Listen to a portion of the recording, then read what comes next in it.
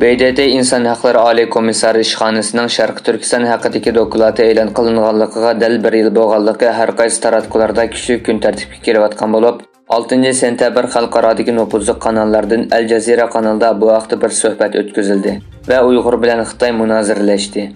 Programmaga Turkiyadan Şərqi Türkistan axborot va media jamiyati raisi, Istiqlol televiziyasi mudiri Abdulvaris Abduxoliq apandi ve Beijing'den Xitoy rejimining tashviqotchisi bo'lgan siyosiy analizchi va yozuvchi Ronxuan qatnashgan bo'lib, riyosatchi BDTning Şərqi Turkistonga aloqador doklati haqida har ikkalandan savol so'radi.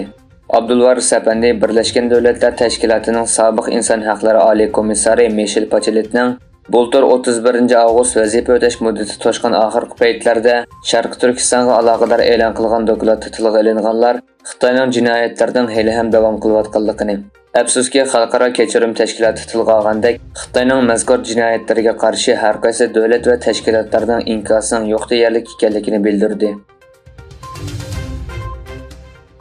Xitoyga qarshi xalqaro parlamentar ittifoqining yillik yig'ini Chex poytaxti Pragada ochilgan bo'lib, Xitoyning navbatdagi xiristlarga taqobil turish uchun yangi a'zo qabul qilingan.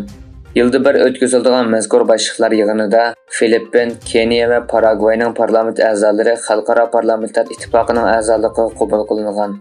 Tayvan tashqi ishlar ministri Wu Jiaoshi Praga boshliqlar yig'inida yepili so'z qilgan bo'lib, u xalqaro parlamentar ittifoqining Tayvanni qo'llaganligiga rahmat aytgan va bu qo'llashning Tayvan xalqining tinchlik va muqimligini qo'g'dash irodasi, shundaqla erkinlik va demokratiyaning o'rtaq qimmat qarashini kuchaytirganligini ta'kidlagan.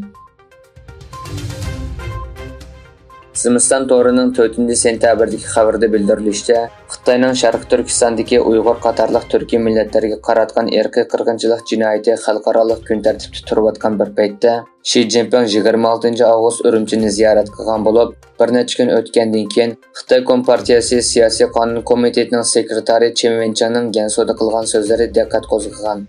Chen Wenchang ziyorat jarayonida Gannan oblastidagi amaldorlarga Xitoy rejimining ulardan atalmish Xitoycha zamonaviylashtirishni ilgari surish, bexatar va muqim ijtimoiy muhit barpo qilish uchun bo'lgunchilik va xurofotlikka qarshi zarba berishni umid qilganligini aytgan. Xitoyning hukumat xizmatchilarining hukumat organlarida iPhone ishlatishni cheklaganligi to'g'risidagi xabar tarqalgandan keyin olma shirkatining pay bahosi 6% dan ko'proq tavallab $200 milliard ziyon tortgan. Amerika Valkochisi gazeti Xitoydagi hukumatga qarashli organ va tashkilotlardagi xizmatchilarga olma shirkatining iPhone tipidagi aqliy iqtidorli telefon va boshqa chet el markalarining modellarini xizmatda ishlatmaslik va ularni xizmat o'rniga akammaslikka buyurilganligini ilgari surgan edi. Xitoy hukumati Indoneziya bilan bo'lgan munosabatni yaxshilashni xohlaydiganligini bayon qildi. Amerika bilan Osiyo Tinch okean rayonida ta'sir ko'rsatish ko'rishi konsir kuchayotgan bir paytda Xitoy bosh ministri Li Chang nupus va iqtisod jihatdan halqiliq bo'lgan Indoneziyaga hamkorlikni kengaytirish va o'zaro ishonchni cho'nqurlashtirish uchun yetkazdi. Egilinishcha Sharqi Janubiy Osiyo ellari ittifoqining 43 qatimliq yig'iniga qatnashish uchun Jakartaga borgan bosh ministr Li Indoneziyaning prezidenti Joko Widodo bilan ko'rishgan. Xitoyning tarixiy Ipak yo'lidagi savdoni jonlantirish nomida o'tirg'a qo'ygan Belvaq va yo'l tashabbusiga qatnashgan birdan-bir G7 davlati bo'lgan Italiya bu tashabbusdan ziyon tortmay yumshoq chekinish yo'lini izlamoqda. Italiya 2019-yilda qatnashgan bir Belvaq bir yo'l tashabbusidan ayrilishni muzokara qilayotgan bir paytda muavin bosh ministr va tashqi ishlar ministri Antonio Tajanining 3-sentabrdan 5-sentabrgacha Beijing ziyorati jarayonida bergan uchurlari kishilarning diqqatini qo'zg'adi.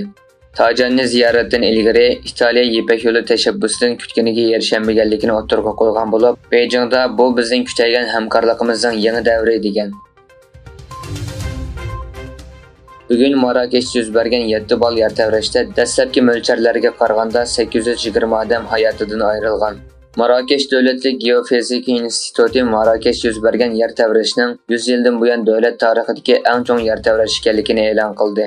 Egilinishcha, Marokash, Asyolal, Agadir, Varazat va Chechava qatorliq shaharlarda o'lish yaralanish ahvoli yuz bergan.